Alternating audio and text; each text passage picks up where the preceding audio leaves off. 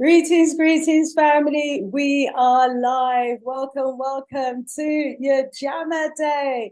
Sister Shanice in the house, streaming to you live and direct. It is, as always, a privilege and an honor to be with you in the house. So, been having some internet challenges, but certainly hope that it doesn't get in the way of a great show today. I want to welcome each and every one of you who are going to be joining me for the session today. So put the word out, let everyone know that we are indeed live. Sister Shanice is in the house. I've got a fantastic, blacktastic, bombastic show lined up for you today. I know the internet's going to be a little sticky, but most of today's show is going to be a presentation, and so it won't actually get in the way of things. All being well, you're hearing me loud and clear. When you get in the house, just let me know in the chat that you are indeed in the house and watching me live on YouTube.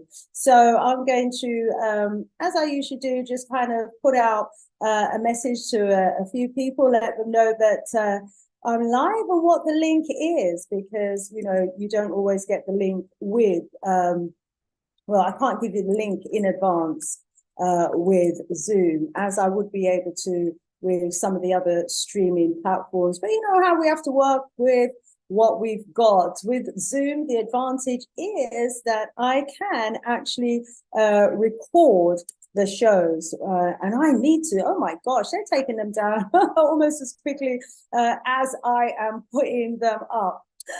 Absolutely gutted. Another 2 of my videos were taken down today. Can you believe it? These ones go back to 2020. Wow, going through videos that go way back to 2020. Why? Anyway, I surrendered empty, and we just have to work with it until we can do better. So anyway, Naga make it fears me. Continuing to do the work the same way. And to each and every one of you that are coming through the door and joining me in the house, welcome, welcome. All right, what a presentation I've got lined up for you today. How has your week been? How has your strong been? Certainly hope that it has been a great one. To those of you who were looking for me today, on the Big G Galaxy Alpha, the only de-brainwashing station. My apologies that, the challenges that I had didn't allow me to go live today, but certainly hope that that is not going to stop us going live on Saturday, because my next show on Galaxy is on Saturday. Just adjusting some lighting here to see how we can get the glare off of my glasses. I like to wear my glasses, but I hate to see, when you get the glare from the light shining right in the eye. Yeah, I feel as though I'm in the opticians. But I need the light. We need the light, and I'm bringing some light to you today. Some information, family. You are absolutely going to love it. You're going to love it, I'm sure. And so just giving you a moment or two to come through the door. And please do share the link with family and friends. Let them know that we are live. Let them know that we are in the house and ready to rock and roll, okay? Oh, no time like the present. No time like the present. And hit me up with a message in the chat. Let me know that you're in the house, where in the world you're actually viewing me from. And, absolutely looking forward to today's session. Okay, to those of you who've seen the recent update information, you will know that our guest, our scheduled guest, our beloved Dr. Marie Charles, is unfortunately unable to make our show today. I know, we were all looking forward to having her, so was I. But what she has promised is that she will give us a new date. So although she's not with us today, because, something cropped up that she needed to attend to, she has assured us that she will be with us in the very near future. So certainly looking forward to that presentation that we will get from Dr. Marie. But, you know, as I was actually preparing for Dr. Marie, I was reading some of her works. So I've included some of her works in the presentation that I've got for you today. Okay, let's go over to the chat and see who we've got in the house. If you're in the house, please let me know. Hit me up in the chat. Well, we have Brother Dana Berry, long time, Brother Dana. Brother Dana Berry from the USA. It's been a while. How you doing? Rise up, rise up. We've got Janet Astra in the house as well. Oh, welcome, welcome. We've got Nzinga Asata in the house. Oh, beloved Queen, author of the book, Women in the Garvey Movement. Oh, brilliant activist in our community. She's done a number of presentations on this platform. Please do make sure that you check out her works. Phenomenal, sis. Wonderful to have you in the house. Thank you so much for joining. We've got First Frequency in the house as well, all the way from Illinois. Welcome, welcome, welcome, Akil as well. Sister Afrijamo joining us from Ghana. Welcome, Mikey Simba's in the house. Yeah, man, ready for start now, ready for start. We've got Brother Simon in the house. Mikey Simba in the house from the Staines in where? Near Heathrow, from Staines, near Heathrow. I love it. Welcome, welcome. Well, family, I've got it says, Afrojama, please record. Yeah, I know. I'm recording all my shows now. That's why I do them on Zoom, because I can record on Zoom. But these ones that they're taking down go all the way back to 2020. And them people wicked, you know. You'd think 2020 they'd allow it. Do you know what I mean? No, they're still going back, still, you know, taking down shows that mentions the V. You know that one, the V. All those old shows that mention the V, they're after them. And, you know, I have copied many of them, but I've got, I think, well over 300, maybe pushing 400 videos, and so I can't do all of them, but I do have hundreds of them. And you know, we've got some phenomenal works that numerous guests that we have been privileged to have in the house have dropped for us on this platform. And so, you know, I've just been downloading their works as fast as I can. And so, yeah, family, you know, get your favorites, download them while they are available, because who knows, you know, when they'll be coming for my other works, you know, they'll develop their new criteria, won't they? And then they'll decide, okay, right, today we don't like you talking about X. So, you know, if you mention X, we're going to take down your video. And tomorrow it's, oh, we don't like you talking about Y. So, yeah, you know, if you mention Y, we're going to take it down. Anyway, family, as you come through the door, please do give us a thumbs up. To all of you who have already done so, thank you so much. To those of you who are yet to do so, please do give me a like, give me a thumbs up. It helps with the algorithms. I need to get more likes for all these shows, you know, family. I really do. They're free of charge. All I ask for is a like, little like. Yeah, give me a like. Thank you. Okay, to those of you who are new to the platform, I want to welcome you. Welcome to the Sista Shanice Show platform. It is indeed an honor to have you join us this evening. I go live every Wednesday evening, 8 p.m. sharp. Almost a ritual now. And have been doing so for a number of years, and it's been an absolute delight. And so to you, if you're joining me for the first time, you may not know that you can support the works of this radio station, still on Galaxy. You can support the works of the Sista Shanice Show platform via Patreon. So yeah, you can support me on Patreon. That would be absolutely phenomenal if you were to join me there.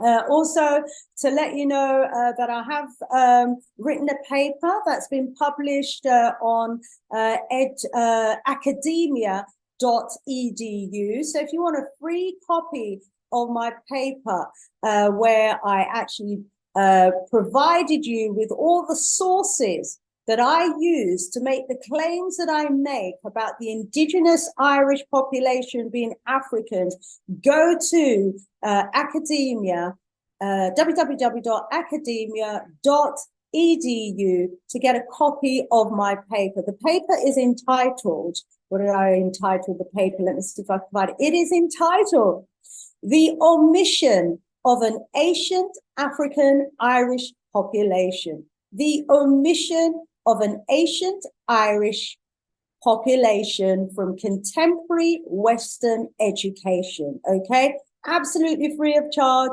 Go to that site and get a copy of that paper. As I said, it's got the sources that I used to write that paper, which substantiates the fact that there was indeed a nation Irish African population in Ireland, Britain, that have been written out of history.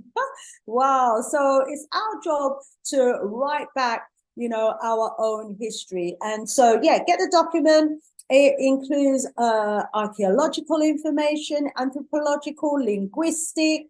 There's historical documentation, historical documents and books that I've referred to as well. And I've given you the authors, the page numbers, the chapters of the books that I've used.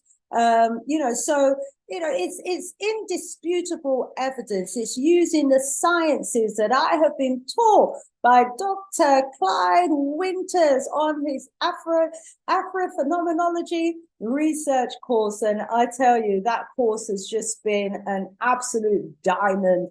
And it's helped me so much to kind of undergird the research that I've been doing for years now. Because it's one thing to do the research, isn't it? But there is a science to the way that we actually present our research, and to give it the credibility that academia requires. I mean, it's not that we're here to please academia or anything like that, but you don't know how it goes. Sometimes even our own family members will dispute the information that you bring to the table if it doesn't follow the kind of academic procedure that they're kind of used to. So it's all good. It's all good. Some of you who are new as well might be wondering, what's this book that you've got up here? That's my latest book, family, The Remarkable Accomplishments of Ancient African Civilization. Wow, wow, wow. If you haven't already got that book, please do. Where is it, Liz? Where's my copy? It takes you on a journey, a wonderful, wonderful journey, family, that's actually packed with historical information about our former pre-colonial greatness. Oh my days. You're not going to read about the information that I've got in here in school, college, or university. You need to get this book. It really, what it does is it illuminates, so many of our untold stories about our ancient African civilization. And, it's your ticket, family, to a very rich account of our heritage, of our culture, of some of our magnificent achievements, the cities, the kingdoms, the empires that we built. There's so much inspiring narrative in here as well. Some of the mysteries of the Dogon, the sciences, the fact that, thousands of years ago, we were studying the solar system and, the stone calendars that we built and the observatories as well that we had thousands of years ago, the stone structures, evidence of our mathematical knowledge and plasm. And it's just so much more. We talk about the pyramids, the construction process that went into constructing the pyramids, the materials that were used, the mathematics, the purpose, the engineering. There's some wonderful images in here as well. We go about 40,000 years to talk about the mathematical papyrus in here.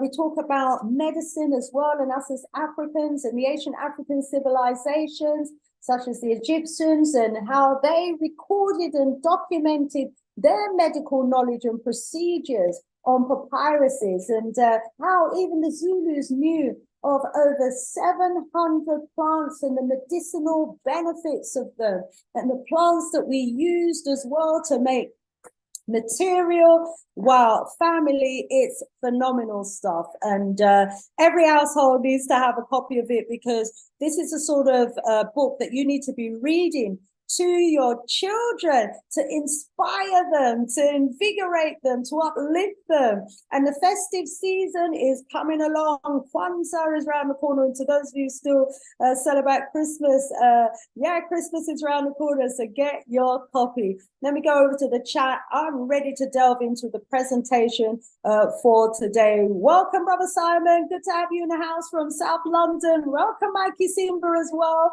Welcome, welcome, Kofi. Welcome as well, Akwaba. Brother Geb, welcome. Great to have you in the house. Each and every one of you at Center African History, greetings. Welcome to you. Thank you so much for joining us today.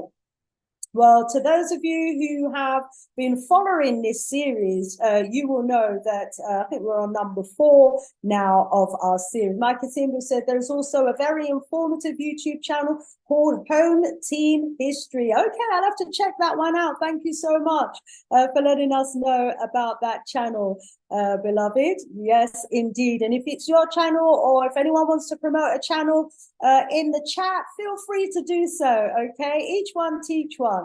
All right, it's all good. It's all good.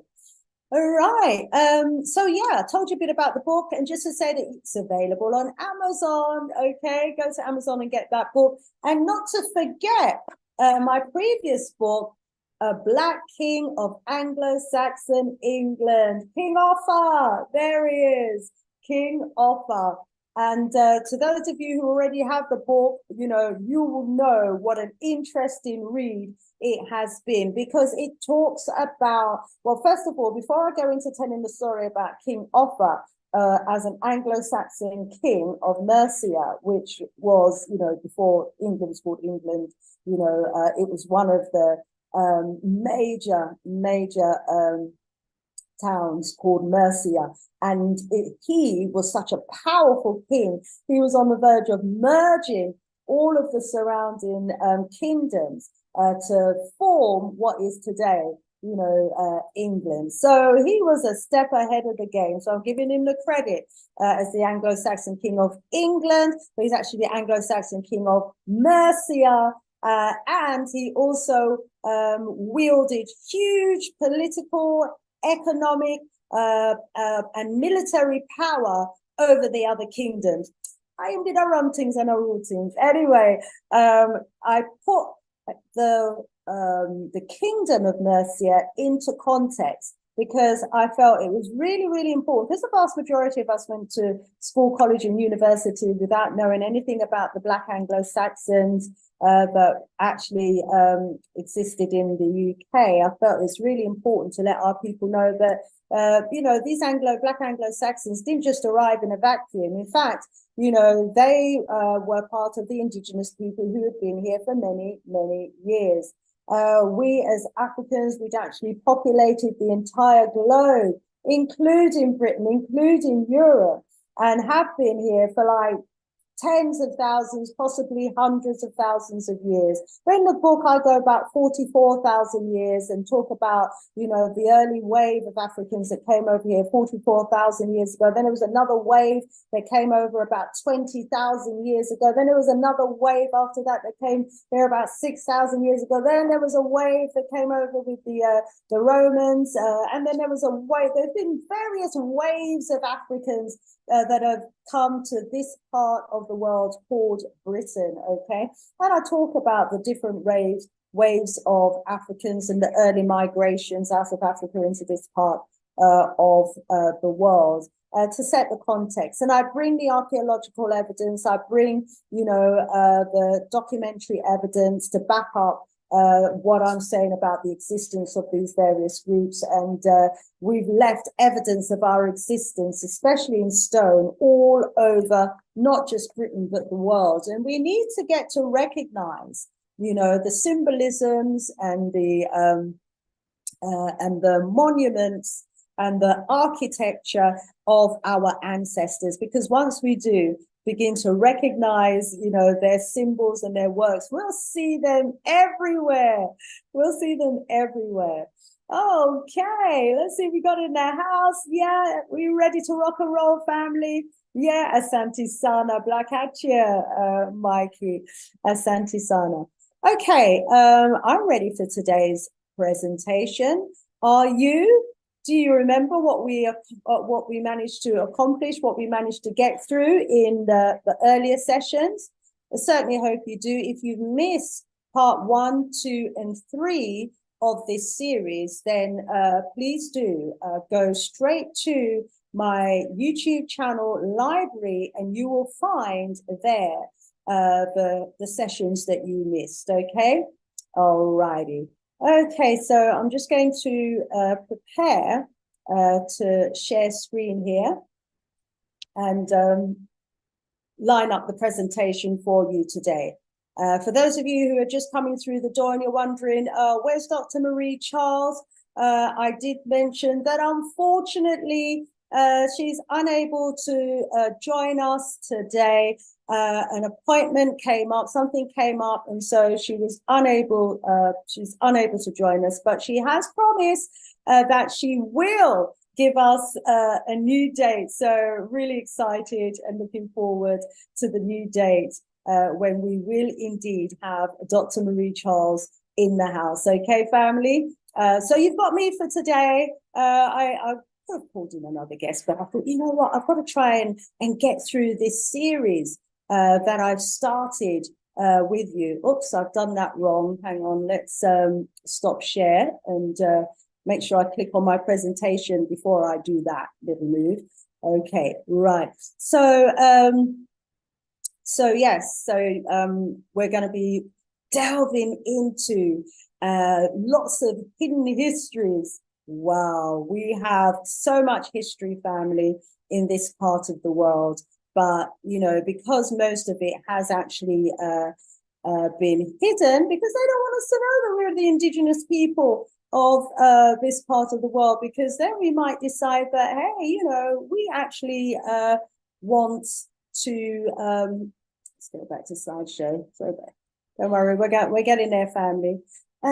We might decide that we want to lay claim to our ancestral lands, and, you know, they're not going to want to give us that, are they? And so our history has been hidden. So I'm just lining this up, going into presenter mode. It's all moving a little slow, but it will get there. There we go. Right, let's move this over here. Okay, fantastic. Right, okay, so today's session, family, is, let's show you here, right? Yeah, so today's session is part 4 in our series where we've been looking into the original people of Ireland, and we have been bringing you the evidence to substantiate that there was indeed an Asian, African, Irish population that lived in this part of the world and who were the original people of this part of the world indeed.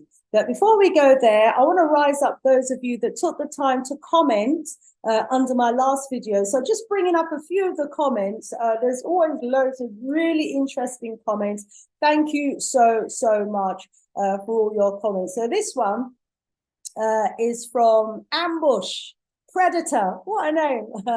Rise up, Ambush. And he says, I love your video. Much respect, sister. He says, we as melanated Aboriginal people of the world need to step away from the word black, as it has negative connotations and does us harm. Also, I see that you are going off an out of Africa theory, which is an educated guess, but still has not been proven. I have noticed that we as humans have been taught to look at one part of the world, Africa, to tell the world history. And I think that that is a big mistake, as we should be looking at the Americas. as the motherland. With respect, sister, you can't tell world history by only studying one part of the world. Wow. Okay, rise up to you for your comment.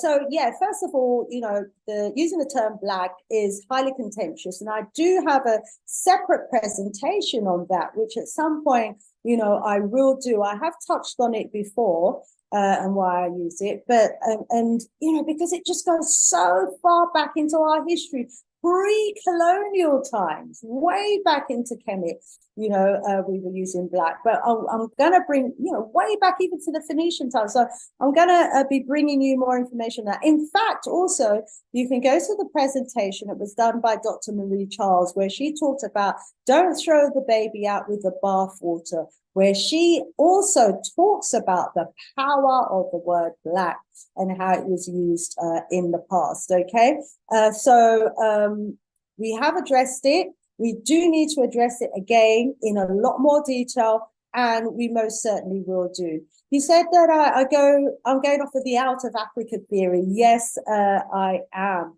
That is, I mean, and I agree, there are numerous schools of thought and different perspectives on the origins of us as a people, where we originate from. But I am of the school of thought that we are the original people from the Nile region of the continent, and that we populated the entire Nile region and moved from there out to the rest of the world. And I'll do a separate presentation on that, which has led me to be of that school of thought. And that one is a presentation that talks about the origins. It goes right back to the origins of man.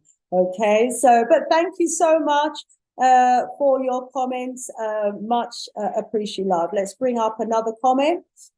This one is from the biggest estate. Welcome, welcome. Thank you. And now he says, when you say first people, you got it wrong. Blacks were the first to set up government, God, idol worship in Ireland. That's what you should present to us. So he said, when you say first people, you got it wrong. Blacks were the first to set up government, God, idol worship in Ireland. That's what you should present to us, instead of this Africans being the first in Europe. So, it's a really difficult one. As you can see, we've got split views on whether we should be calling ourselves Africans or Blacks. You see, so on the one hand, no, we shouldn't be calling ourselves Blacks, because as original people, we're from the Americas, and some say Atlantis, etc. And then some say we should call ourselves Blacks, some say we should call ourselves Africans. But we know who we're talking about, don't we, as melanated people? Yeah. But yeah.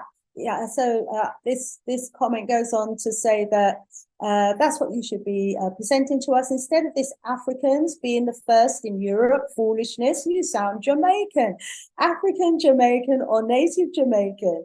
Because if your people came to Jamaica as Ghanaians, helping British to take over Jamaica, then you probably think Africans was in Jamaica before native Jamaicans. There's no Blacks in other lands other than Africa first, and then Africans, the ones outside, having people worship them. First Europeans wasn't on that. So so many different schools of thought about whether we should be calling ourselves Black or Africans, Jamaicans, whether we're native Jamaicans who took over Jamaica, or if we came there as Ghanaians or Nigerians or Europeans who were Africans. So as you can see, very fragmented perspectives on this, because most of the information that we have gleaned outside of academia is the research that we've done on our own. But what we really need to have is our own school of thought. It's so important that we have our own perspective on things. So this one goes on to say, that, you know, this outside method of trading your souls to worship blackness, foolishness, we're all one living being. So we're all one living being, yeah. The animals are all one living being, we'll probably say. But there are many types of animals, aren't there? You know, many different species of animals. So, you know, there are different species of us as humans as well. That's another conversation. And this one here, Ambush Predator, says again, the feathered serpent god of the Aztecs. So I put this in here because we're going to touch on the serpent god. He says of the Aztec was known as Quetzalcoatl, probably pronounce it wrong, who gave civilization to the Olmecs, the Maya, and Africa. This same god is also known as Thoth, the Atlantean, the keeper of knowledge, aka the trickster, aka Hermes. He has many titles. Yes, indeed. The serpent god pops up in so many places. Okay, so I kind of ended the last session, I think, with this slide, where I was reminding the family that the world was first and foremost black. The first people of the world were black. Someone want me to say Africans, so black stroke Africans.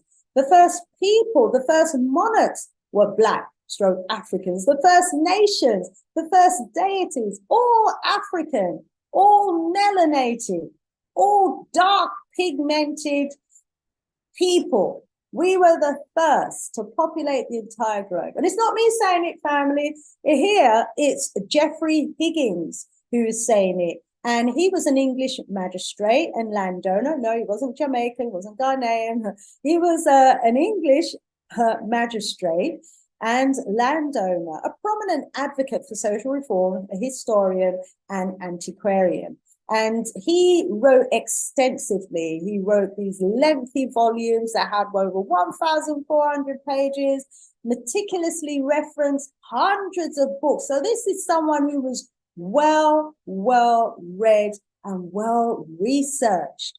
Okay, he had access to books that I'd probably never be able to get hold of. And he references his hundreds of books in his two-volume treatise.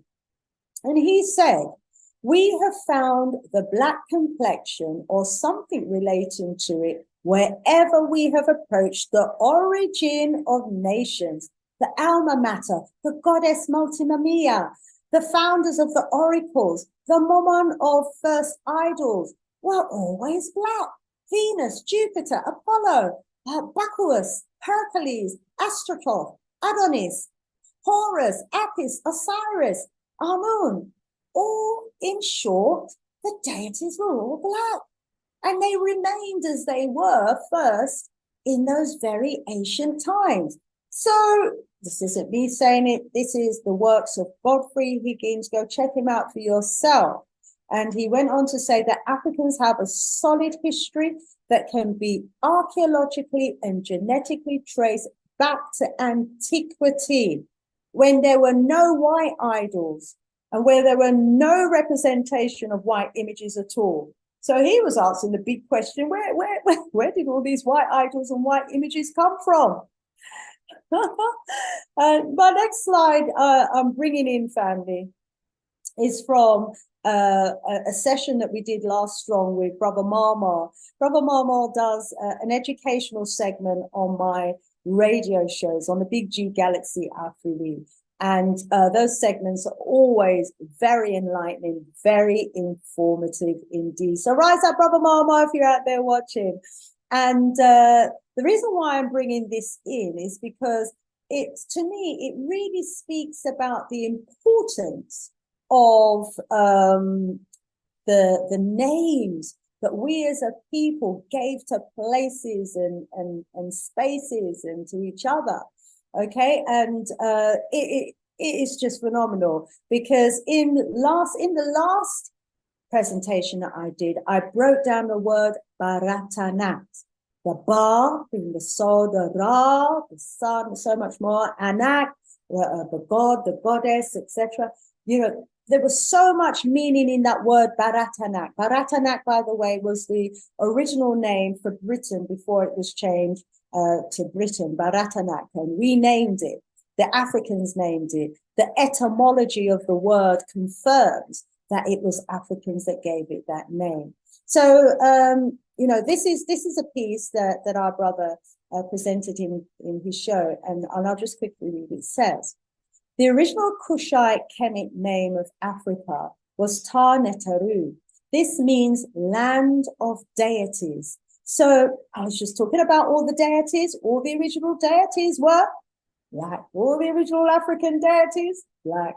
You know, and here we have the meaning of the word Ta-Netaru, the land of deities or land of gods. So it's like, wow. And we took these deities, we took these gods to the various parts of the world, all over the world, wherever we traveled to. And yes, this is me, you know, because my school of thought is the out of Africa theory, you know. And when we left Africa, you know, and when we migrated, we took our gods, our deities in our own image to the four corners of the world. And let's go back to this. And it says that the specific region they considered to be the origin of mankind is called Ta-Kemet. It is the land between the Nile and Congo rivers. The original Mesopotamia land between two rivers is Ta-Kemet, which is the true origin of human civilization, not West Asia, Mesopotamia. So the original Kushite name of Africa, Ta-Netaru, as I said, means land of deities, land of gods. How beautiful is that? You see, when we named places, they had meaning. Those names had meaning. So the Ta-Kemet was originally founded by the Batwa people. These are the small-statured people that were the ones that migrated out of Africa and populated the world. The first group, the small-statured people, the name Batwa means divine self-lands. Wow. You know, we often talk about the Ba or the Twa people or the Batwa people. The racist term is pygmies. We more courteously call them the small-statured people. We often talk about them, don't we? But how many of us knew the meaning of their name? It means divine self-lands, because this reference to lands is referring to the people and not actually the land. So wherever the people went and they landed, you know, it was a divine, they made the land divine. They saw divinity in the land because they saw divinity in themselves. And so when we make reference to lands, it was referring to the people, not actually the land. The meaning of Batwa is confusing in such when you're using it with a language such as English, because it doesn't break it down in the way that it ought to. So the word Ba in Kushite Kemet means divine self. And, you know, we use Ba when we named the region that we call Britain today. Ba Ratanak, Ba. So Ba is also the highest of the 9 aspects of the person's total being.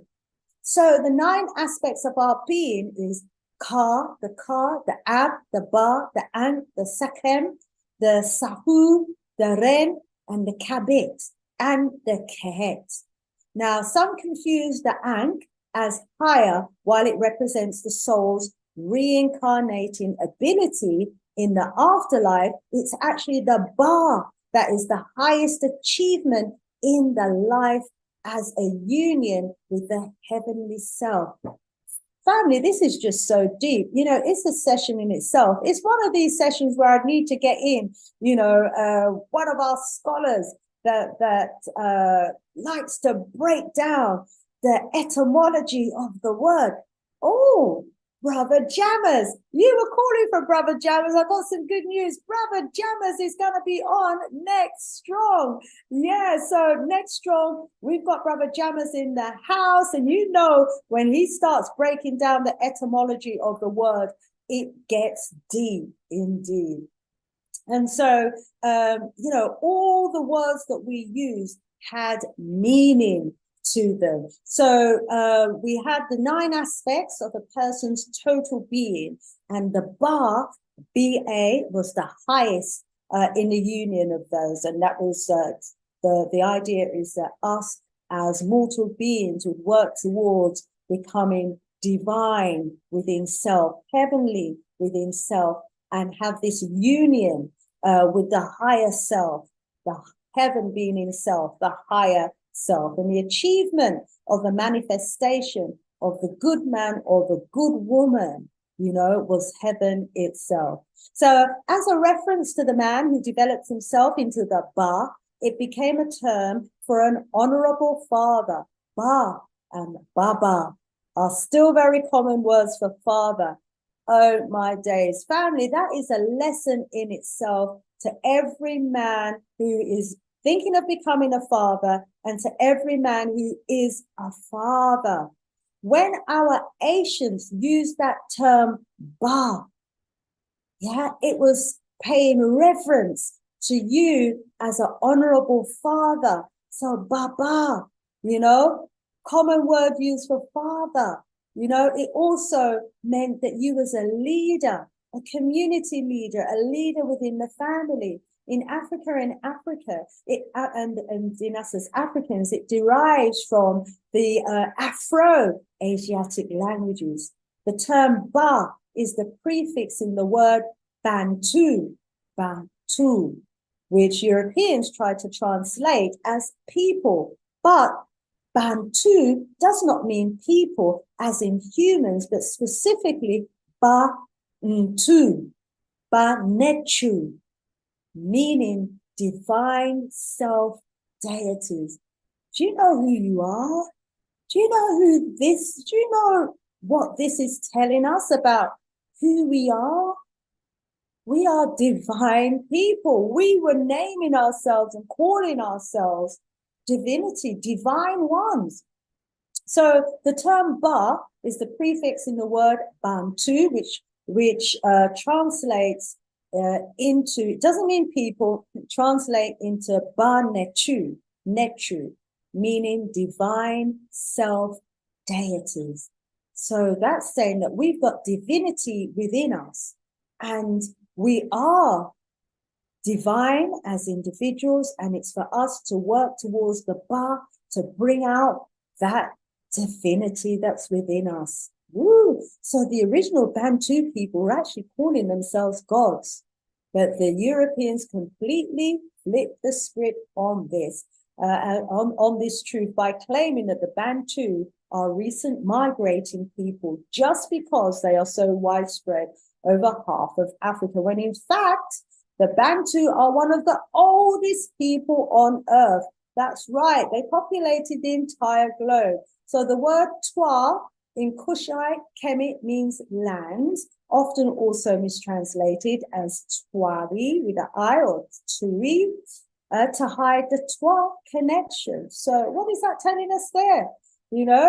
We've got to dig deep to find ourselves. So as in the common Kemetic phrase, Simatwa, the union of the lands, European-minded people also confuse that to mean that the first people were referring to themselves as Twa, linking themselves to the lands, but they themselves were the land. This is very deep. I recommend that you all try and get a copy of this paper. Rise up, brother Mama, for this. So just Google Land of the Deities or Land of Gods, and you will have it there. Okay, let me just quickly finish off by reading here that thus the term Batwa cannot be properly translated in European languages grammatically, because European languages don't have the concept of humans being land itself. In the last session, I talked about the importance of lands, didn't I?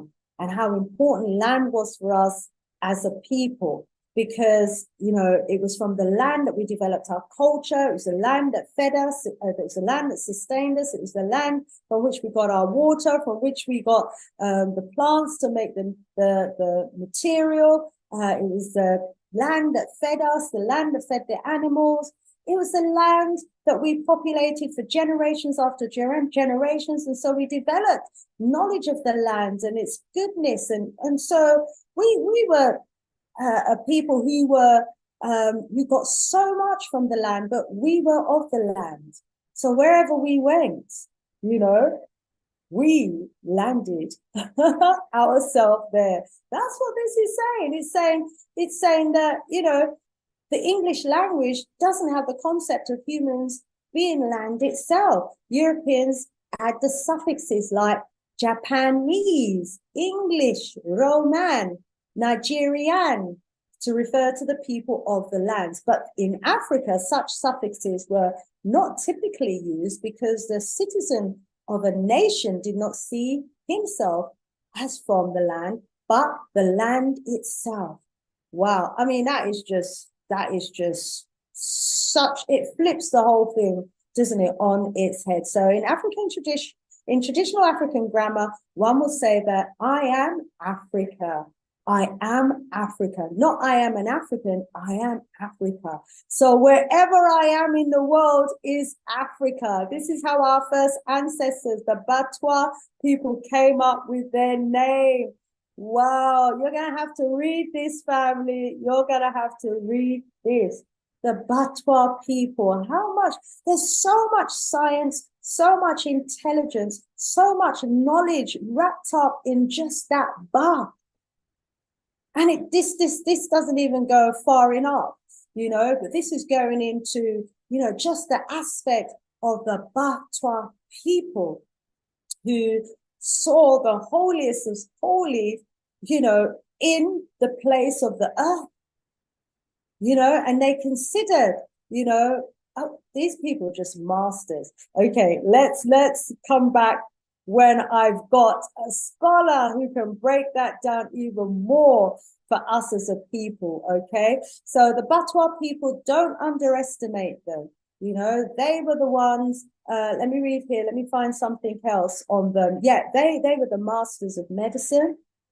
They were the ones who were divine in the Kemetic eyes, to the point that the deity Bes is the literal deification of the Batwa people. So they were deified as well. And you can see the eyes, you know, in a lot of the monuments and the figurines that have been made of them. You can see, you know, how they were depicted, and those eyes were saying that they were all seeing, all knowing, sacred people. We're going to be touching more on these people as well. So, I mean, that was just a touch to make us realize the extent to which the, you know, our knowledge of our history really has been distorted. And so, you know, as Chinua Achebe says, until the lions have their own historians, the history of the hunt will always glorify the hunter. Wow. So, you know, we've got to be telling our own stories. And in addition to recognizing and appreciating that we as Africans saw, you know, at that time, the entire globe as being ours, the land of the globe as belonging to us, because back then we were the first people, the original species and the original people of the land. So everywhere was our land. It's only much later when the Europeans came into being and started conquering lands and renaming lands and claiming lands that, you know, we as a people started being removed from the land and started losing, you know, bits of land over the entire globe. And I'll tell you, if our mind don't shut up, the only bit of land that we've got left is Africa and the Caribbean in the main, and parts of Brazil, and we're losing, you know, bits of that on a daily basis. So we really do need to try and hold on to the sacred spaces that we've got left as a people. So yeah, and let's start telling our own story. So as I was saying, I've already touched on the fact that the world was black. Godfrey Hickins, check out his work. Here is a beautiful image of a beautiful queen.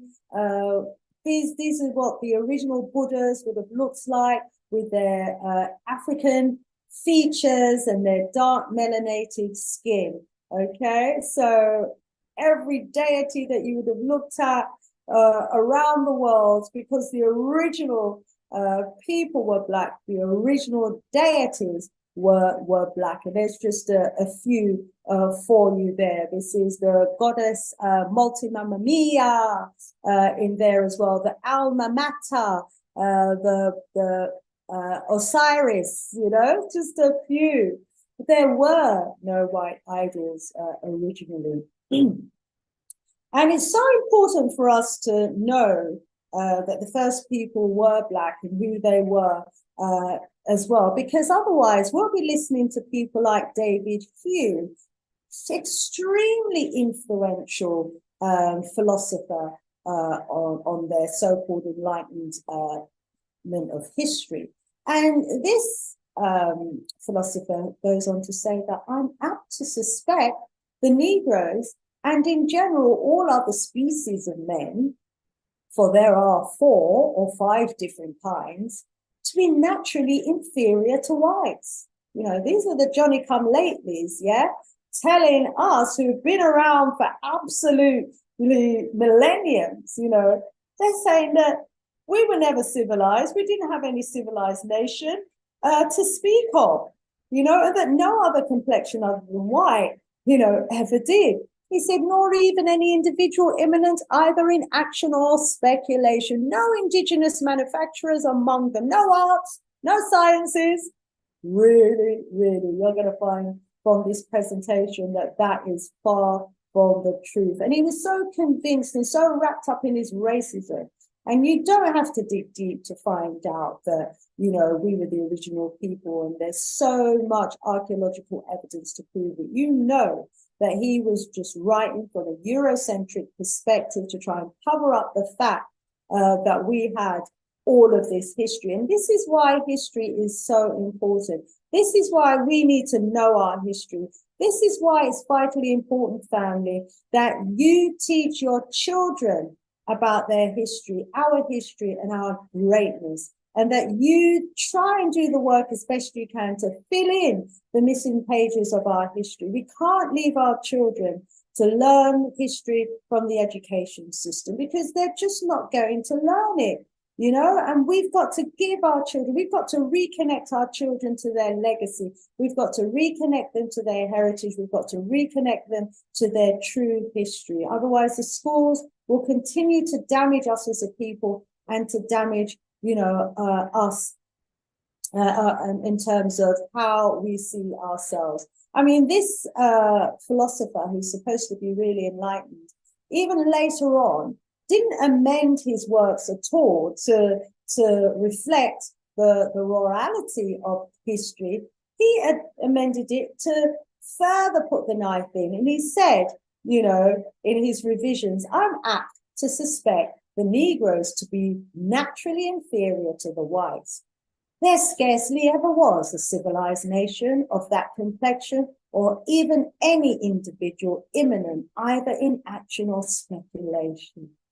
Wow, family. Make sure that you get this book, yeah? The remarkable accomplishments of African civilization. Okay, do get it, because you know it's in there.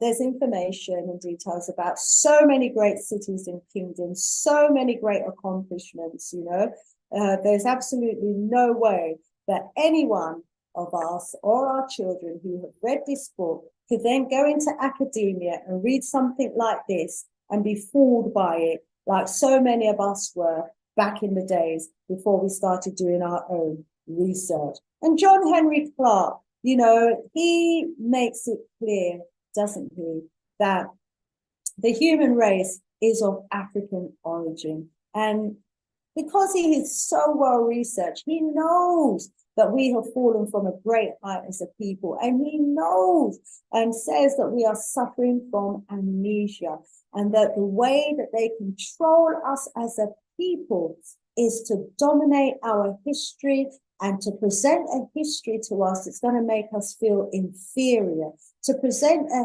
history to us that couches everything within the context of slavery, that brutal, awful, wicked time in our history.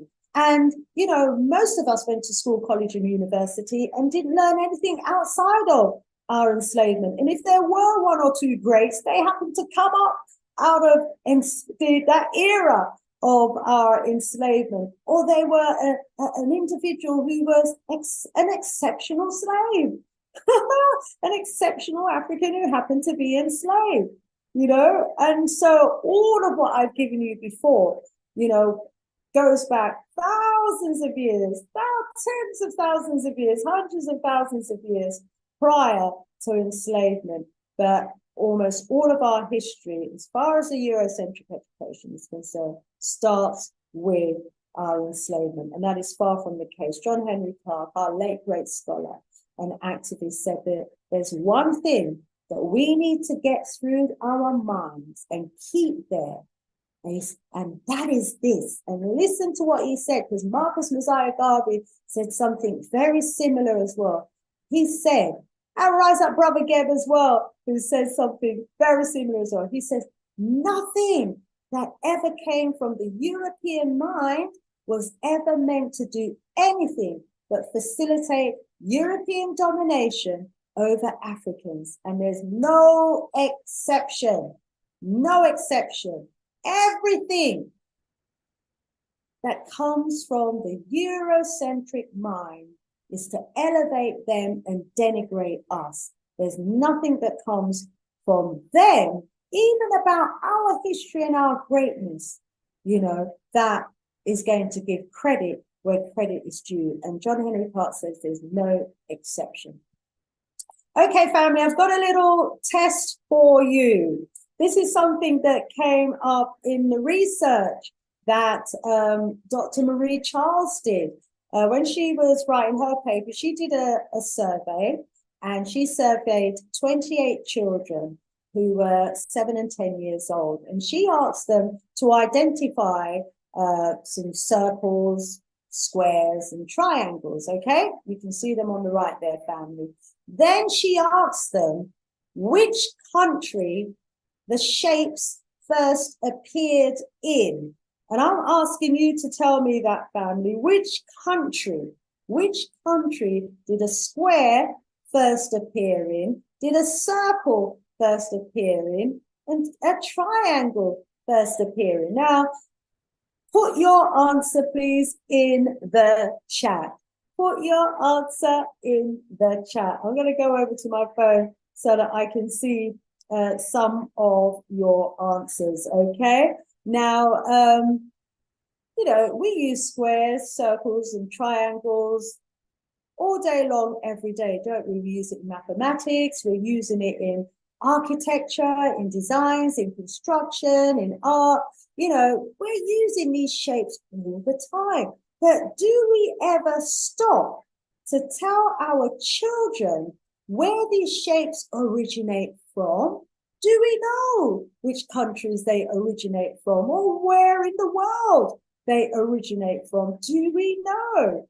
Come on, tell me. So Brother Simeon says Americas. Sylvia Stewart says Ethiopia. And Sylvie, thank you so much for your gift. Woo! She's given us a love gift of $49.99 US. Thank you so much, Sylvia. More love black at you. Oh, thank you. So let's get your answers. Door of L says Africa.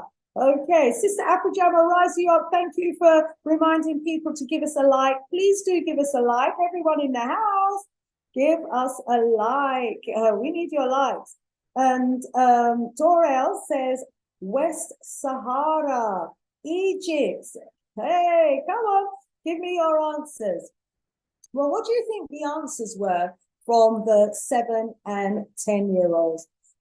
Yes, Itana is saying Kemet, rise up, brother Mondele. He's saying it would have been a continent, not a country, strictly speaking, but circling Africa, Egypt, and all the other shapes. Yeah, okay, let's, and all the other shapes as well. He's saying Egypt. And what do you think the 7 to 10-year-olds? I mean, they're in school. They're dealing with squares and triangles. You know, this is an opportunity, is it not, to maybe introduce a bit of African history, because they're going to be dealing with these sacred geometry all the time. Hey, most of the children thought that these shapes originated in a European country. All of them gave the name of a European country. None of them gave the name of an African country. Wow. And Dr. Marie, when she did this survey, you know, obviously, you know, most of us, and I'm sure she wasn't surprised by the findings, and she went on to quote the works of Professor Dove in 2021 of the Temple University. He observed that in order for this Eurocentrism to have taken place, a culturally developed lie was malevolently devised to restructure the epistemology of the world's people. So, you know, for Eurocentrism and the lie of Eurocentrism to prevail, they had to develop, you know, this big lie, you know, that restructured the whole world and everything.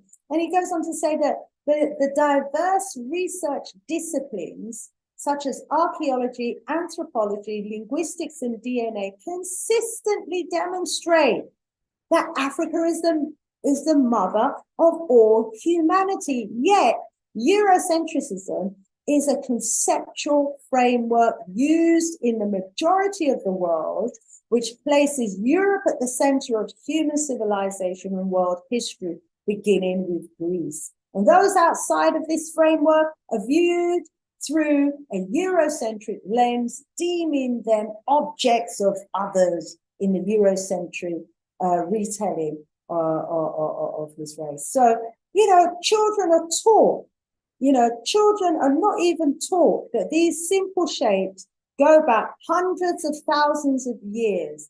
And, you know, later in this presentation, or it'll be the next one if we don't have the time, if I don't get to that slide, because I've got 270 slides and I'm on 136 at the moment on this topic, yeah, you will see photos that I've got and images of these shapes that go back hundreds of thousands of years, some tens of thousands of years, but thousands of years, because our ancestors used to engrave these shapes into stones, on figurines, on monuments, on ornaments, and we just need to point to some of the tombs, you know, of our ancestors that have got all these shapes all over them. But quite often, sometimes we don't even make the connection and realize the importance of these shapes and the fact that, hey, our ancestors, they were drawing triangles, circles, squares, and other kind of geometric shapes, you know, snake shapes, all sorts of shapes they were drawing many centuries ago. And here would be an opportunity to say to the children, you know, hundreds of thousands of years ago, 10,000 years ago even, or 5,000, you know, however far back you want to go, but at least let them know that Africans were using these shapes thousands of years ago. You just have to look at the patterns on the cloth, on the material, on the dress, you know, of Africans to see, you know, the stars and the shapes. Here's an African cloth here. Look, you can see cut out triangles. You can see circles on them, all sorts of shapes. We used all these shapes in our designs. You just have a look at all the symbols, African symbolism. It's all there. Oh, so rise up, people. You know, somebody do a book, a children's book for us on all these wonderful shapes, and put on the other pages, you know, wonderful African shapes like this that date back thousands and thousands of years. Hey, our children need to know. Okay, so in the book, The Black Celts, the African Substratum, written by Ibrahim Ali. In his book, he actually deals with the group that are called the Black Celts, or the Celts of Ireland. Some say Celts, some say Celts. But what he says is that this group that has been described as the Celts is a fake history. It's a fake history, he says. So the idea, I think most of you who know the history of Ireland would surely have come across the Celts. A lot of talk about the Celts inhabiting Britain and Ireland. And he says that it's a fake theory. Why does he say it's a fake theory, though? Wait for it, okay, then you'll understand it. He says that the inhabitants of these lands were not Celts. In his book, he provides conclusive proof that the inhabitants were closely related to Africans and southern Mediterranean people, such as the African Gaunches, Copts, Etruscans, and Pompeians, Pompeians, P-O-M-P-E-I-I-A-N-S. He said these islands were inhabited by a cosmopolitan population, evidenced by high-status African burials such as the Beachy Head. Abbé Paul Eves, Herzon, 1639 to 1796. He was a Breton theologian from France, and it is said, he said in his book, that he is the one that invented this fake Celtic identity. Now, what we do know that there are many fakes that have been introduced into history, because this was the way for a group of people to write themselves into history. Yeah, they used it to write themselves into history. I don't actually have the quote here, but elsewhere, there was another researcher who did some work hundreds of years ago, and he said, everywhere that we come across the references to the Celts, you could be talking about the Picts. So here you have the Picts and their history, and a group that is called the Celts has come in to steal that identity.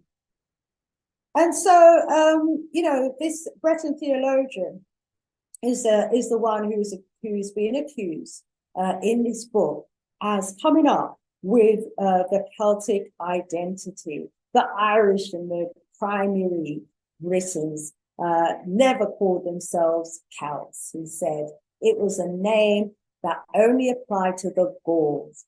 He said, in arriving at his conclusions, and this is Ibrahim Ali, in arriving at his conclusions, he examined ancient folklore. He did his homework, fam. He examined the Gormand, the African, analyzed the strontium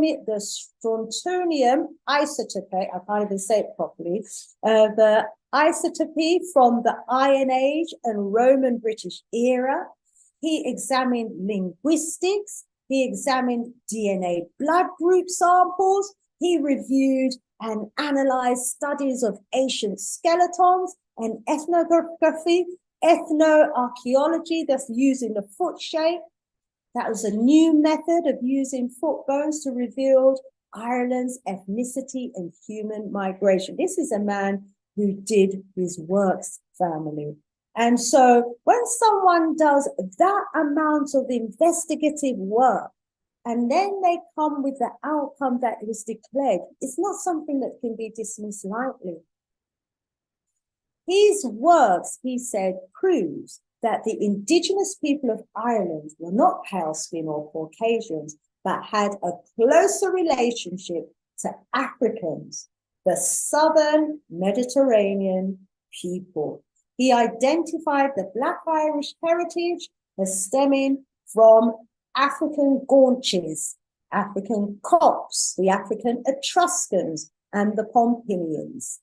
Wow. Okay, so there's a major source for you. Those who want to go away and do more research, Brother Ibrahim Ali, he has done some amazing works about the so-called Black Celts, okay? Black Celts, so they're Africans, plain and simple. Africans, and as we know, we are Africans. We were known by many, many names. So here we have from another book, the Plain of Ida. And we have in that book a map that was drawn during the Roman era. This is Ptolemy's map of Britain and Hibernia. Those of you who have done the research into Ireland, you will know that at one time it was called Hibernia.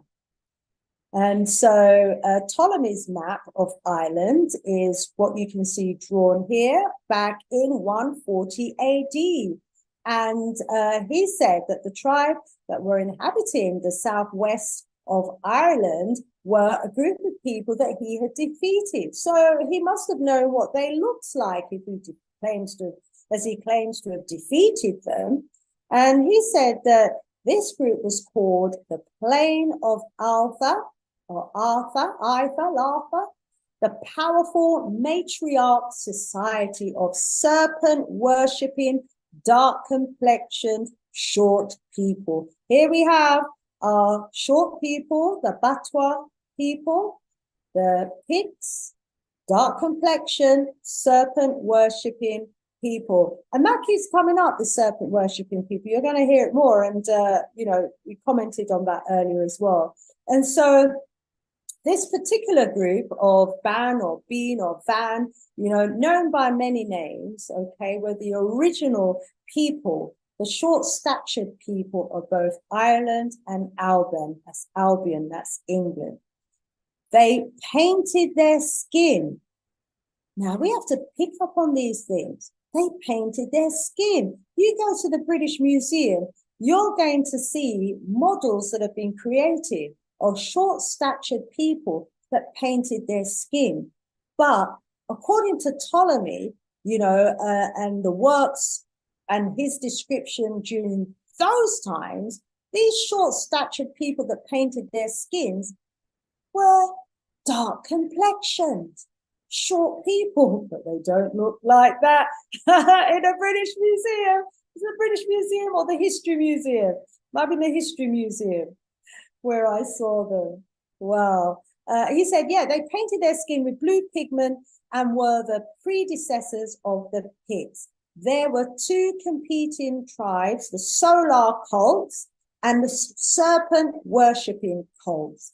Wow. So the solar cults, you know, we talked about them. Well, certainly talk about them in this book because, you know, the Dogons, you know, talk a lot about the solar system. Okay, and those were also known as the Druids of Ireland, who are the solar worshipping cults, and then you've got the serpent worshipping cults as well. Here we go. These were the two main religions, I suppose, at that time. Today it's Christian and Muslims. Back then, it was the solar cults and the serpent worshipping ones, and of course, Christianity came in and kind of wiped them off the face of the earth. So here's a couple of images here.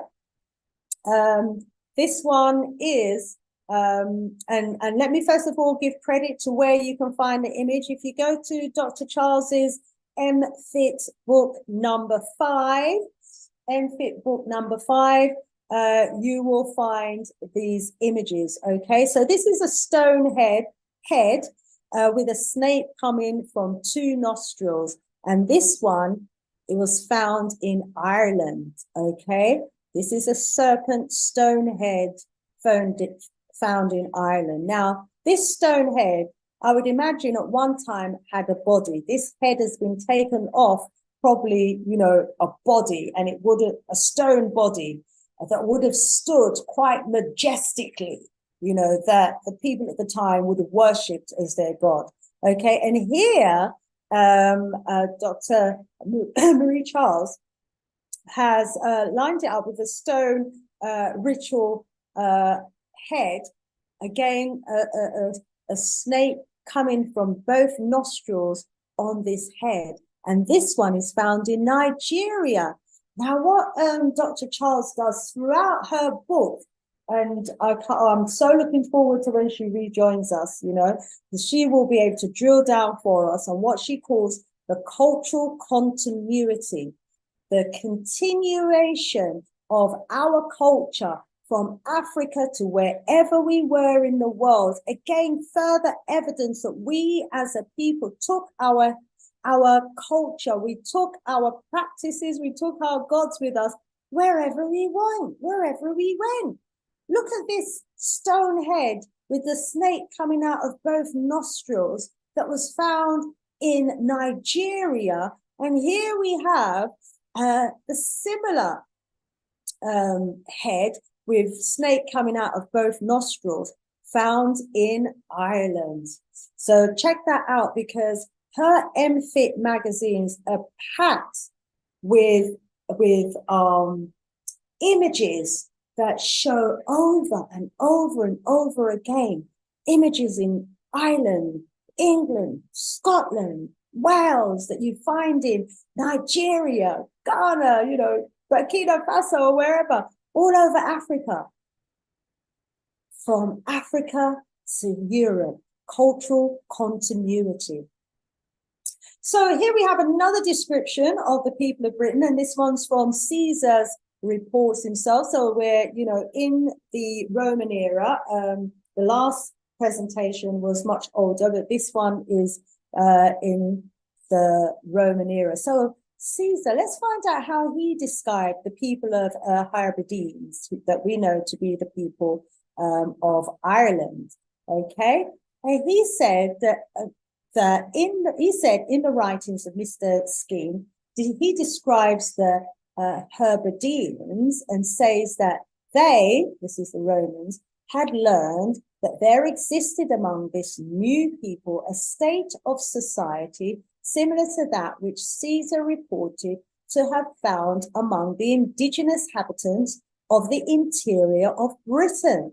Note that the interior of Britain meant the interior, more particularly of what is now England. But the account which Mr. Skene gives of the ancient Caledonia will suit the supposed Aborigines of England as well as the Hebrides.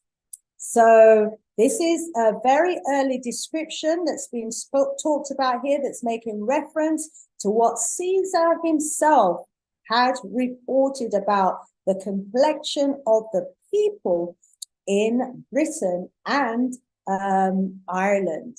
And you can find this in a book called Ancient and Modern Britons, chapter 2, page 22 onwards. Okay, that's where you will find that. Let's look a bit more at that book, into that book. It says, the manners of the two nations, these are the Caledonies and the Maetes, two confederacies of all the kindred tribes living in central and north central Scotland at the beginning of the 3rd century, known later on as Picts, are described as the same. And isn't this what Ibrahim Ali was saying when he was talking about the Celts? He's like, these people are the same people. What are you talking about calling them Celts and trying to give the impression that they were a different race of people? They're all Africans. The Picts were Africans. We know that now, don't we? From session 1, 2, 3, and 4. We know who they were and the description of them, because there were many descriptions of them that we referred to in those earlier series. And he said that they were basically described as the same, and they are viewed by the historians in these respects as if they were but one people. They said to have neither walls nor cities, as the Romans regarded such, and to have neglected the cultivation of the ground. They lived by pasturage, the chase, and the natural fruits of the earth. The great characteristics of the tribes, believed to be indigenous, were found to exist among them. They fought in chariots. So, you know, I highlight that and there's another slide about a chariot burial that I'm going to come to, because, you know, when you start reading about the description of these particular nations of people, the word tribe has been denigrated to such that you wouldn't expect that these people that they're talking about to have had any form of civilization at all. In fact, they go on, you know, to say that they live by the pasturage, as if it's, you know, today we're living by pasturage. We do agriculture. We live off the land and the fruits, you know. And, you know, yeah, we're not chasing the animals to kill them. But back then, obviously, we just took from nature what we needed. But, you know, this was actually regarded as, at the time, as quite primitive, I suppose. But it was beautiful. It was, you know, they were living at one with nature in terms of that aspect of their culture. But, oh my gosh, they were fierce fighters. They weren't easily beat, these people. They fought in chariots. We're talking about the people who were being described back in the beginning of the 3rd century, who were known as the Picts. These are the people of Scotland and the people of Ireland. They fought in chariots, and to their arms of the sword and shield. So by that time, they were already smelting iron, and they were already making swords and shields. No, they weren't just wooden swords and shields out of tree chunks, not when they were on those chariots. And as described by Tacitus, they now added, he said, a short spear, a peculiar construction. You've never seen anything like it, having a brazen knob at the end of the shaft. You can just imagine them on the chariot coming down, wielding this spear with some peculiar knob at the end of it that they just knock you out with. It probably had, like, you know, lumps and bumps coming out of it as well, you know. And he said when they came down with this, they shook it to terrify their enemies. And likewise a dagger. He said that they are said to have had a community of women, and the whole of their progeny were reared as the joint offspring of each small community. I suppose that's where you could get the saying, you know, it takes a village to raise a child, or where the whole village raises the child, because here we have all the women living as part of a big community, and all the children growing together as one big family. And, you know, all of those offsprings, each of them, you know, were the responsibility of the community. I think that's just so beautiful. But, you know, so much more work and research needs to be done to look into, you know, the characteristics of the Picts, because these weren't no primitive people. Okay, if you want to go about 50,000 years ago, maybe back then, but by the 3rd century, these Picts were in chariots. They were making swords and shields. They were furious military people. You know, they were making and creating all sorts of spears and daggers and things, and they were fighting off their enemies. I mean, they were fierceful fighters. You know, not even Septimus Severus could have conquered them.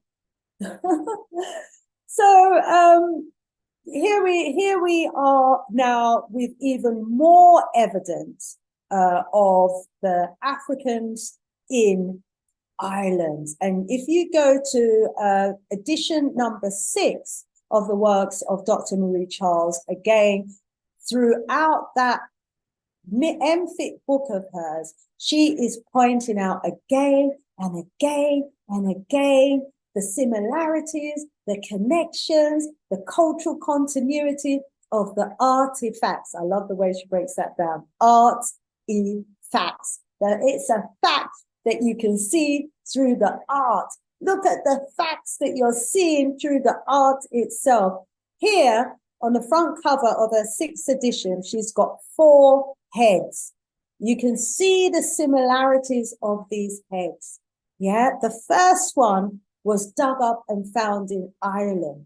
The second one was found in Nigeria. The one on the bottom left was found in Mali. And the one on the bottom right was found in Burkina Faso. From Burkina Faso to Mali, from Mali to Nigeria, from Nigeria to Ireland. Everywhere our people went, you can see the cultural continuity. Wow. So this Irish one, that's a 12th century one, and it's described as a 12th century bishop. And you won't see it here, but when you do a close-up, and Dr. Marie, she zooms in like with a microscope, and she looks at all the lines, the dots, all the geometric symbolism that's in there, and she can see all of the hidden geometry in all of these artifacts. And she has a really unique way as well of being able to interpret all of this geometric symbolic code that's embedded in these thousands of pieces of artifacts of ours that have been found all over the globe. Thousands, tens of thousands of them, that goes back tens of thousands of years. And she can point to the cultural continuity, you know, the connection between them all. She looks at, and you can see the gravings that she looks at on the ornaments, on tombstones, you know, on the artifacts from West Africa right to Britain, and see the similarities. And also, very interestingly, that particular head, that artifact, is being described as a druid, which is linked to the ancient Africans in Ireland. Some will call them the Celts. You know, these are the ones that, you know, this is where you see our history being stolen. You see, because once you call there's a group called the Celts, yeah, and you know, these Celts were druids. And then when you look up druids and you look up Celts and you see Europeans, you think, oh, they were Europeans. No, it's all made up. This is the head of an ancient Irish druid. Who were these druids? These druids were the priests. They were the spiritual practitioners, the soothsayers, the prophets of the day, the ancient prophets, and they represented the religion of the Celts of the day. And you can see these in Irish history and in Welsh history as well.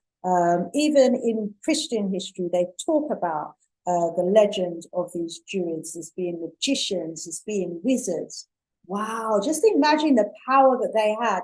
And when you start talking about these druids and their spiritual ability to prophesy as soothsayers, as religious people, as priests, you know, it takes you back, does it not, to right into the heart of Africa, you know, where there you have the priests who could prophesy, who were, you know, the magicians, the wizards, the soothsayers, the ones who could see into the future, the ones who people would go to for advice, you know, and guidance. You can see them there, can't you? And here they are in the works that Dr. Marie Charles is doing. And she is informing us in her works that, you know, these Irish figures, the druids, the wise ones, yeah, and part of the druid system.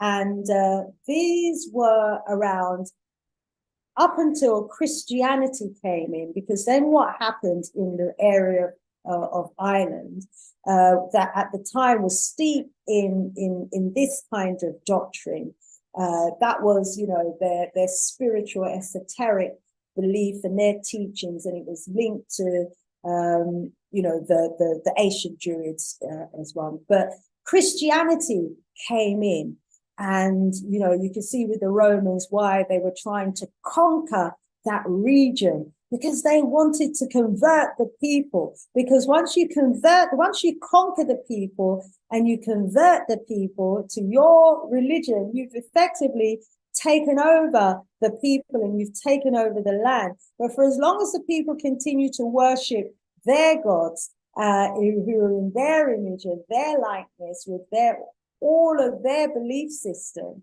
then you can't get them to venerate you, because they're venerating, you know, their own image, aren't they?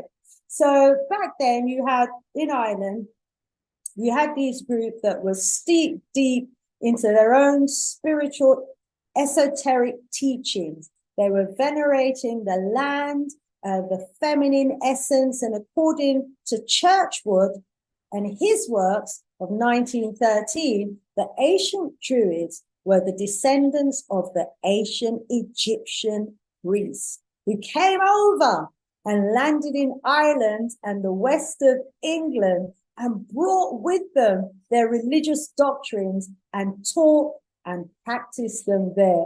Hence why, family, we can see the similarities between what we're calling the Druids of Ireland and these pieces that were found, archaeological finds that were found in Nigeria, Burkina Faso, and Mali. So from West Africa all the way into Ireland, you can see the same Egyptian, ancient Druid priesthood system that found its way into Ireland. This is what Churchwood was talking about. He said that these people, brought their belief system and their religious doctrines with them, and they taught it there and they practiced it there. These Druids, they believed and practiced in the astrology of the solar doctrines. Remember, we had the competing religions. These were the solar ones that believed in, they studied the stars and they had all the knowledge of the stars and everything else. They brought that knowledge with them from Egypt all the way to Ireland and to other parts of the world. But it was when Christianity was introduced that, we really begin to see the back end of this Druid solar kind of religious system. So here we have a connection between Egypt, West Africa, and Ireland. Wow. And also what Churchwood goes on to say is that, here we go. He goes on to say, let me just read it from top. He says, these Druids believed and practiced the eschatology of the solar doctrines, and all came from Egypt. But when Christianity was introduced into these isles, there would be no doubt a war waged against. Now, we know what the Christians called non-Christians, heathens. The war was waged against the heathens. Now we know who the heathens are, that the Christians, the so-called Christians, were waging a war against, okay? And as the former spread and the latter ceased, so the other would naturally die out as Druids. But few who remained would still carry on their mysteries secretly. And in case there should still be doubt about the cultural connection between the Druids and Ireland and their doctrines or their link to Egypt, Churchwood further mentions the fact that the ancient Britons buried the beetle with their dead. The ancient Britons buried the beetle with their dead. Who else does that? Who else buries beetles with the dead? Yes, the Egyptians did. Wow, the scarab that represents the circle of life, the sun, the renewing of the soul. Family from West Africa through to Egypt, through to Ireland. One culture, one people, spread globally. Wow, wow, wow. Let me just check time. Woo, yeah, we still got a bit more time to go. So I'm going to look at some scarification, facial scarification, and show you in the works of Dr. Marie ancient evidence of this as well. So this, I think most of us, certainly during my lifetime, can remember seeing many brothers who came, say, to the UK, who had, facial scarification. Usually it'd be 3 lines, 3 horizontal lines on their face. This was a practice that wasn't exclusive to West Africa, but definitely in terms of the brothers from the continent that was visiting the UK, most of them were from West Africa who were practicing the facial scarification. And, you know, we didn't know much about it, really. But when you do the research, family, you will find that this practice of facial scarification goes back thousands of years. Here we have in Dr. Marie's MFIT number 6 magazine, a female figure from the Yoruba nation with the Pile and Gombo signs. So we've got names for it here. These are the vertical and horizontal facial scarification lines, the Pile and the Gombo signs.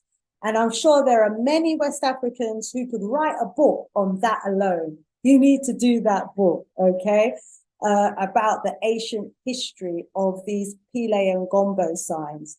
And look at the shape of their head. Look at, you know, the crown, or, you know, definitely something symbolic. The whole thing is full of symbolism. And I know if Dr. Marie Charles was on, she'd be able to break it down. But not only have you got the Pile and Gombo signs on the face and all of what that represents, you've got the all-seeing eyes as well. And then you've got, you know, that shape of the Apollo shape of the head that represents wisdom, that represents one's intelligence, ingenuity, having a brain that's full of knowledge. And according to the Yoruba tradition, this Apollo region of the head is significant. It represents the brain. So this explains then why you would see so many of these statues that would have this kind of elongated head.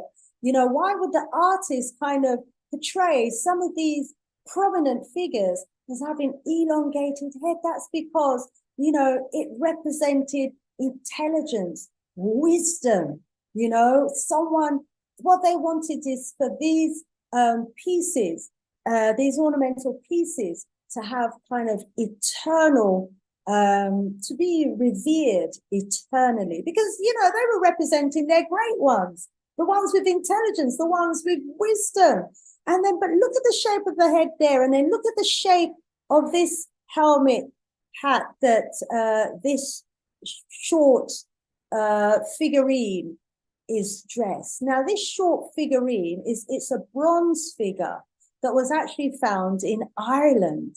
Okay, again, you know, if we look at some of the designs and the shapes and the symbolisms that's on the bronze figurine, you can begin to see that there are hidden messages in all of this.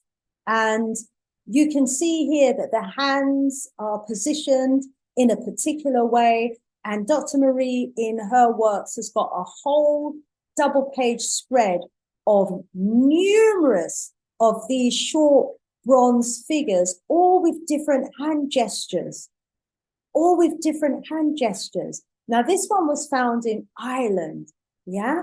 And I want you to just have a close look at this, okay? Because Dr. Marie uses a term that she calls first sight frequency. First sight frequency. Quite often, we don't use our own eyes to see what's staring us in the face, because we have been given and we have been told, we've been given a certain story and told a particular narrative about pieces that are looked at in isolation. But when you start grouping these pieces together, you will begin to see what Dr. Marie calls the cultural continuity. Look at this piece here. Now, look at the Benin bronze and look at these other carvings. Again, each of them full of art, symbolism, esoteric meaning. Use your first sight consciousness and see if you can see any connections. The head, look at we was just looking at the scarification, weren't we? On the face of the African. And here we've got all the lines and the symbolisms here on this helmet or this headpiece. And look at the shape of it. We was looking at that again. Look at, again, all of the intricacies in the designs that is on these pieces that they call the Benin bronzes. Look at the eyes in terms of the ori, the wisdom. And look at this interesting piece here. Look at this hand gesture as well. I didn't put up for you, the page that has all the different hand gestures, but there's hand gestures in the praying position as well. But who do you think this is? And where do you think this comes from? Wow, wow, wow. Hold your horses, family. Hold your horses. Right, let me flick this page. This is the effigy of none other than the one they call the Black Prince. Now, this here doesn't look like a Black Prince, does it? And if he is meant to be the Black Prince and he's not looking like a Black Prince, what is it? They'll probably say to you, oh, he was called the Black Prince because he'd wear black armor, or he had black hair or black eyebrows. But you're going to see the Black Prince, the son of King Edward III and Queen Philippa, very differently. Okay, so this is a pseudo image of Edward the Black Prince, and this is the effigy of King Edward III's son. Oops, go back, you jumping too far ahead. No, get back. There you go. Right. So, and this is his effigy here, yeah? And his effigy is made from gilded bronze.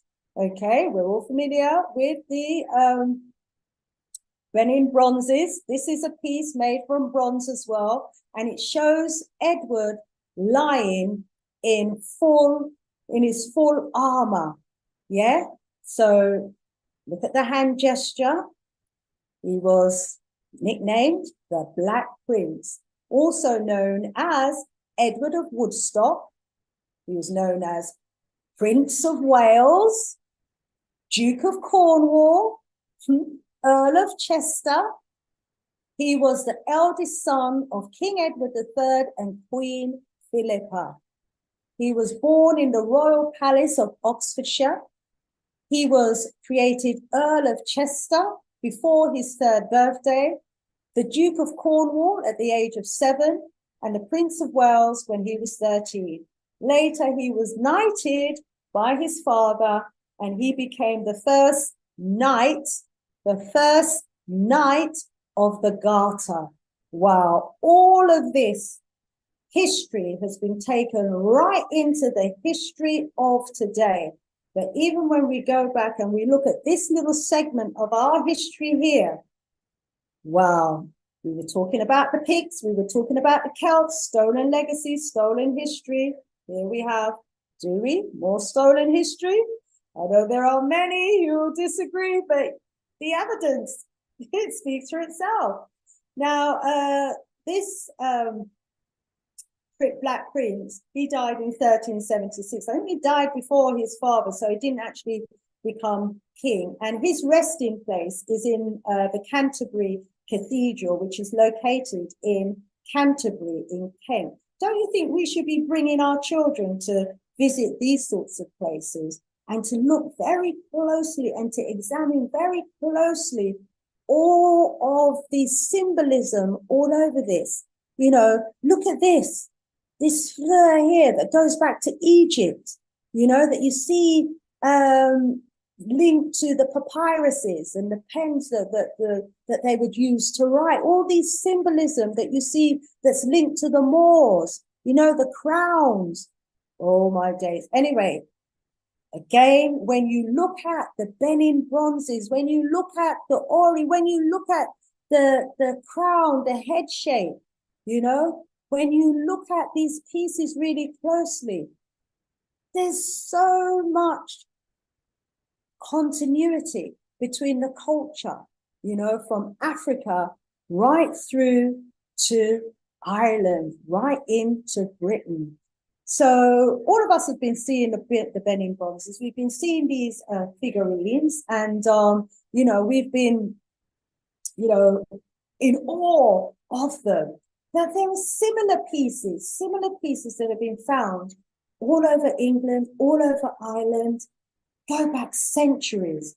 And because they were found in Ireland or England, and because of the single story that we've been sold about enslavement, many of us haven't even stopped to realize and recognize that these are African artifacts that belong to the Africans, the original people, our ancestors, the original people of the land who left them there.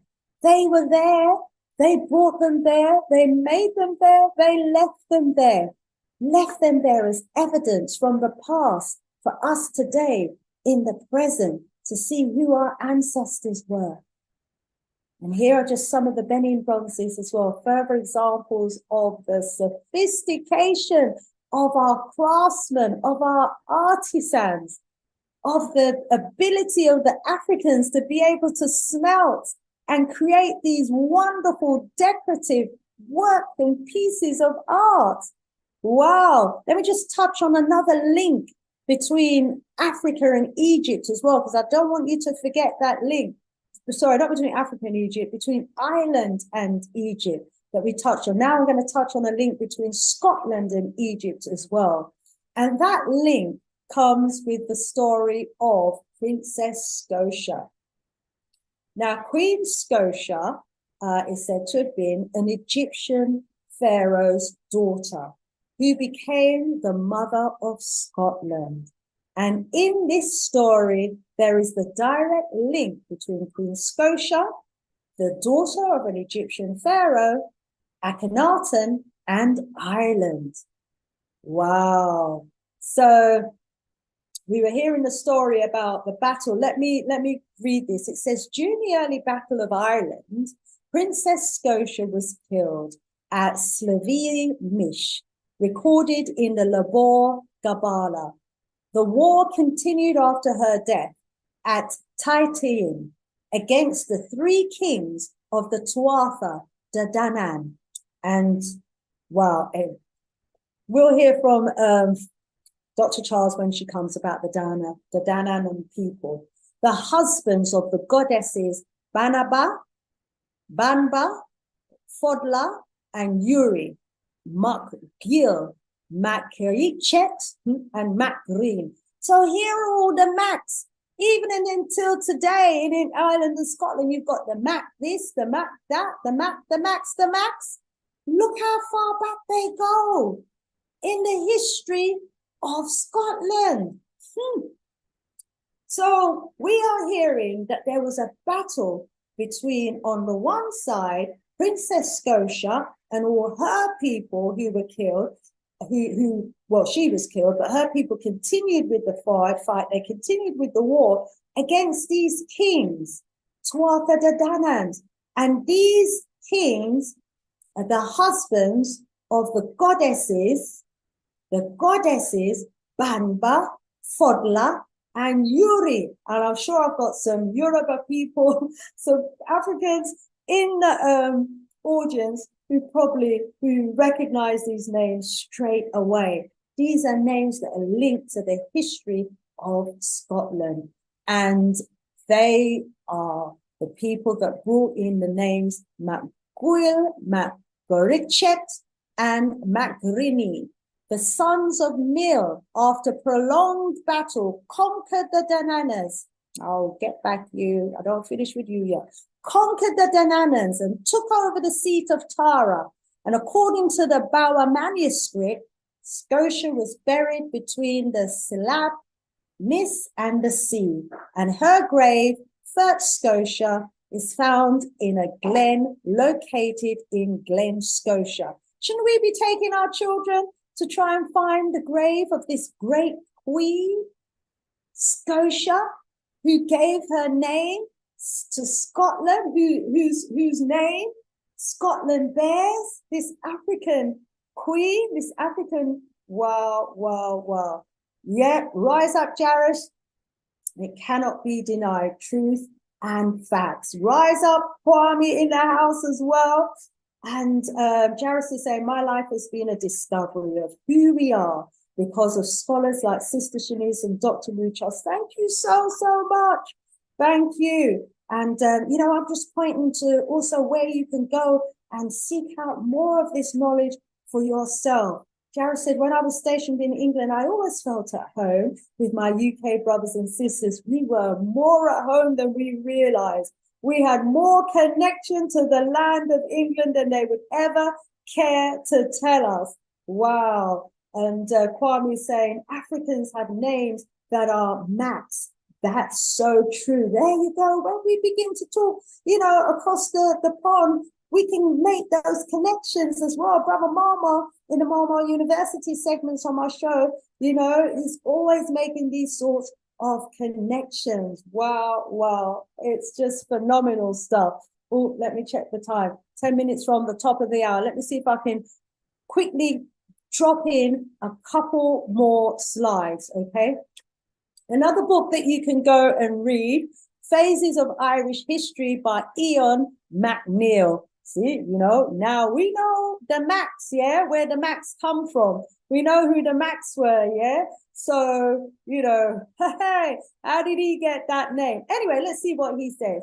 African pre-Celtic inhabitants of Ireland who fought the Romans. So these are the same people, we've been fighting for thousands of years, haven't we? We were fighting each other as well, over religion. Back then, it was the solar worshippers versus the snake worshippers. Today, it's the Muslims versus the Christians, the Jews versus all these religious wars have been going on for thousands of years, and here we are in the Roman era still fighting among ourselves, because some are sun worshippers and some are snake worshippers. And then outsiders are coming in with the Christian faith and fighting us as well. So here we have a little something from the book, Phases of Irish History. And this is tying in Scotland again to the Ptolemy map that I read earlier, the map of Ireland. That was the map that was drawn in the early 2nd century. And in that map, remember, it was stating that the particular nation, or they call them a tribe, that was inhabiting the southwest of Ireland, that the original people of Ireland were the plain of Itha, whom he defeated, if you remember, in that Ptolemy's map script, they were talking about that. Well, here we have something further in the book that says, so far as the Iberian theory is not mere vacuum, so far as the Iberian theory is not mere vacuum filling, it appears to rest on a single passage of Tacticus.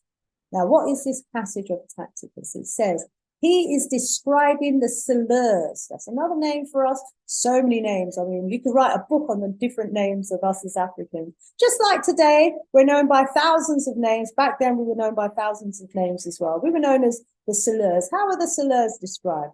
A British people whose territory was in the south of Wales and who offered a very fierce resistance to the Romans. Yes, hear that, a fierce resistance to the Romans. We were fighters. These people could fight. We heard that they fought in chariots and they had some weird or different kind of weapons that they came. And when they came down on their chariots and they were wielding, this sword with some big round knob at the end and making probably a whole heap of noise, that terrified the enemies. Anyway, he said that they offered a fierce resistance to the Romans. These are the ones who were coming in with Christianity. And the swarthy complexion of the Silures, and everyone here should know that swarthy are melanated, pigmented people, dark pigmented people. When you say swarthy, it's a dark black complexion. The swarthy complexion of the Silures, he says, the prevalence of curly hair among them and their position over and against Spain. So this was us from the right up from the Mediterranean through Spain, right up into the Asian Iberia. Yeah, and he's saying basically we must have crossed over from those regions. But you can see how the Romans, how we're being described during the Roman times in this part of the world, in Britain. This is the Iberian theory, you know. Tacitus described the people of Britain and in that territory and in the south of Wales, you know, the ones who offered a fierce resistance to the Romans as the having swarthy complexion. And remember who they got to fight, the Welsh. Remember who they got to fight, the Picts. Remember who the Romans called with his army of 50,000 Africans to come and fight the Picts. Who was their general? None other than Septimus Severus. Wow, you see how long we've been fighting against each other for? They couldn't beat the Picts. The Romans could not beat the Picts. And so they appointed Septimus Severus, the black, what do I call him again? You tell me in the chat, please. Septimus Severus. He was a Roman emperor. That's it, they called them emperors. To go and fight those Africans in Scotland and Wales and in North England, because we can't beat them. And they fought them and they fought and they fought. And I tell you, our people put up a piece of fighting. Wow. They came down on their chariots, didn't they? Well, here we have in Britain a number of discoveries of chariot burials. And these chariot burials go back, some of them, as far as 2,400 years ago. And these chariot burials are where they find the person, the skeleton of the person in the chariot buried with his horses and his chariot. This one was found in Yorkshire, and they found the remains of the horse, the remains of the warrior rider was also discovered. Wow, I would love our people to get our hands on some DNA scrapings from the chariot warrior, but we don't know already. Yeah, we don't know. This predates, this goes way back prior to the Roman times, prior to, you know, to the era, the early days of the Picts, when they were probably fighting each other as well, you know. So this is just one, this burial chariot is just one of many of these burial sites that were uncovered, and they date back to the Iron Age era. Yeah. Now, this skeleton that they found was actually found placed in a crouch position in the bed of the chariot with, it says, a remarkably well-preserved bronze shield. I mean, if I tell you something, no wooden shield them a fight with, but bronze spears and shields, they were smelting iron. They were smelting metals 2,400 years ago. They were making wheels. They were making chariots well before the Roman era and waging wars against each other, unfortunately. We were waging wars against each other back then with chariots. So by the time the Romans came along in the 2nd century, you know, these guys were well experienced at riding horses and chariots that were drawn by horses to war. Wow, they were well experienced at making shields and beautifully designed weapons, you know, that would have been used for decorative purposes, and during wartime would have been used, you know, for war as well. And I can just imagine, you know, the beauty and the decoration of some of these pieces, because we were miners. We've been mining for tens of thousands of years, and, you know, we used a lot of the things that we found, you know, in our art. And so this is just one of a number of burials that are of this style. And shouldn't we be taking our children to these sites as well and telling them the stories? Yeah, and the fact that, you know, their ancestors that actually lived there during that time, whose skeleton and whose the remains of the horse skeletons and the wheels, you know, and the chariots, you know, were found there. And family, similar horse and chariot burials have also been found in Mali. And the one that was found in Mali is thought to be the burial site of a king from the Mali Empire. Yeah.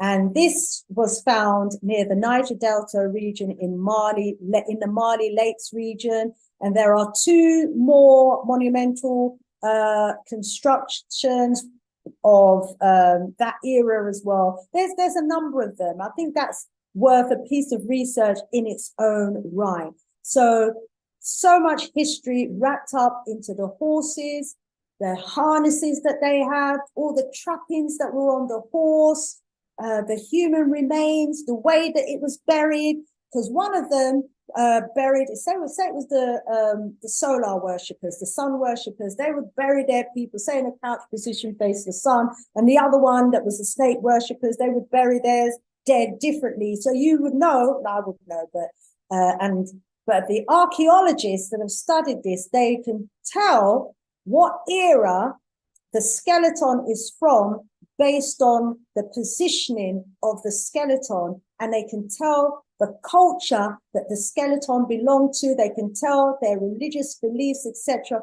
from how they were buried. It's a bit like today, I suppose. We know what Christian burials are like, you know, you get laid out flat in a box, you know, and so they had different burial styles back then as well. I was going to go on to tattooing, but I think because of time, I'm going to leave it there. But again, so much cultural continuity in tattooing as well. And family, we're going to go more into the cultural, we're going to go more into the African Roman cultural era. Let me stop the slideshow. Next time in part 5 of this presentation. What? Family, I hope you enjoyed that presentation.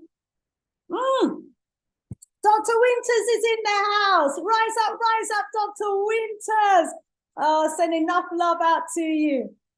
This man, Dr. Winters, family, high five to you. I bow to Dr. Winters. You know, it was as a result of me attending his phenomenology research course that, you know, has just given me the confidence to do what I did today. Thank you so much, Dr. Winters, for that, because it's for him, it's not just about doing the course. It was also about, you know, getting us as Africans in the UK researching our own history, because there is just so much of our history right here in the UK, pre-enslavement, that, you know, most of us don't even research and don't even talk about, because we're kind of stuck in that slave era.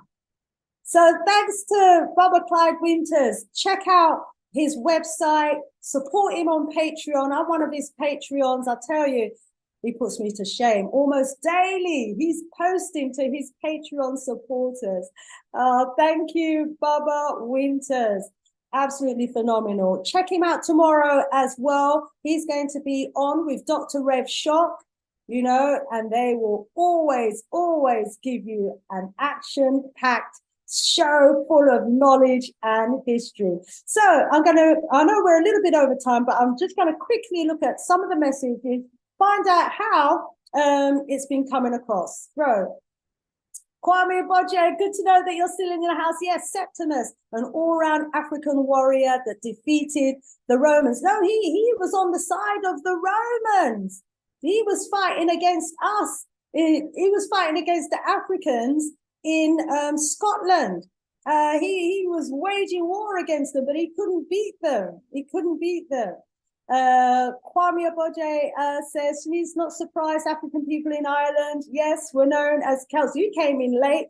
Yes, if there is such a thing as the Celts, they were indeed the Africans. Yes, the Druids built Stonehenge. Rise up step by step.